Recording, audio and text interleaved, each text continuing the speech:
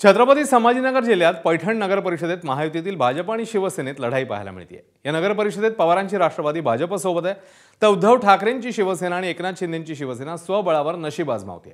त्यामुळे निवडणुकीत कुणाचा विजय होणार पाहणं महत्त्वाचं आहे। पैठणच्या एका चहाच्या स्टॉलवरती आहे आणि इथे आपण लोकांशी संवाद साधणार आहोत। मला एक सांगा की आता मतदान करायचंय तुम्हाला, तर काय बघून तुम्ही मतदान करताय?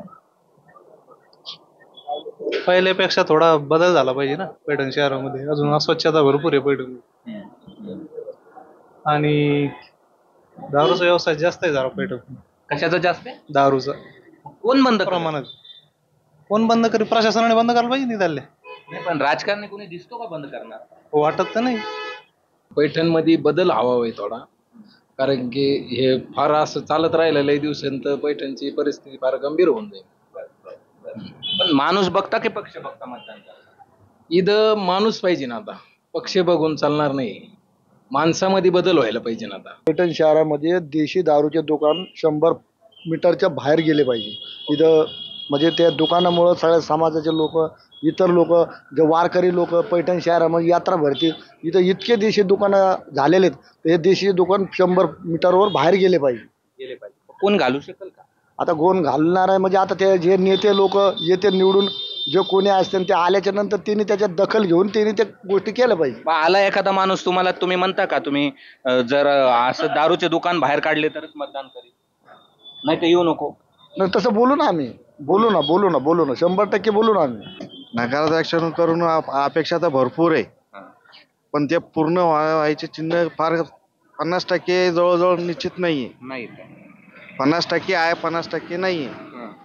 कचऱ्याची व्यवस्था आहे, पाणीचा प्रश्न आहे, अशा बऱ्याच गोष्टी आहे की जे आम्ही मिडियम क्लासचे व्यापारी लोक आहे, काही वेळेस आम्हाला पण अडचणी येतात। आता मध्ये महापूर आला होता, तर त्यावेळेस आम्हाला पण काय अपेक्षा होत्या त्यांच्याकडनं मदतीची, परंतु अपेक्षा त्यांनी काय करू दिले नाही आम्हाला, पूर्ण झाले नाही ते। तुम्ही मतदान करताना काय पाहता, पक्ष की व्यक्ती?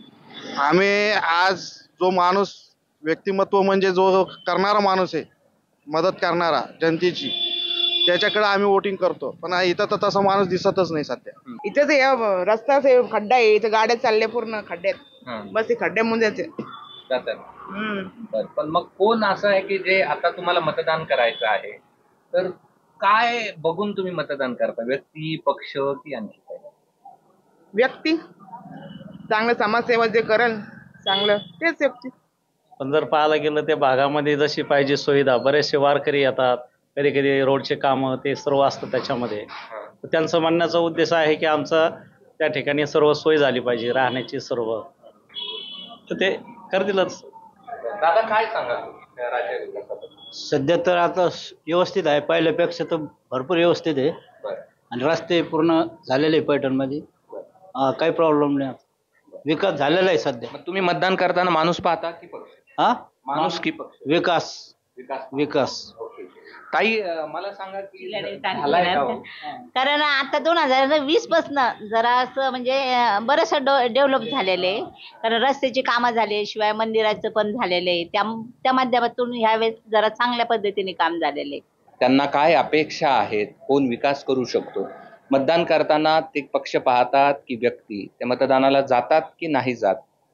या सगळ्या प्रश्नांची उत्तरं आणि सामान्य जनतेमध्ये पैठणच्या विकासाविषयी किंवा विकासांच्या अपेक्षा काय आहेत हे जाणून घेण्याचा हा प्रयत्न होता। मी कृष्णा केंडे, एबीपी माझा, पैठण, छत्रपती संभाजीनगर। एबीपी माझा, उघडा डोळे बघा नीट।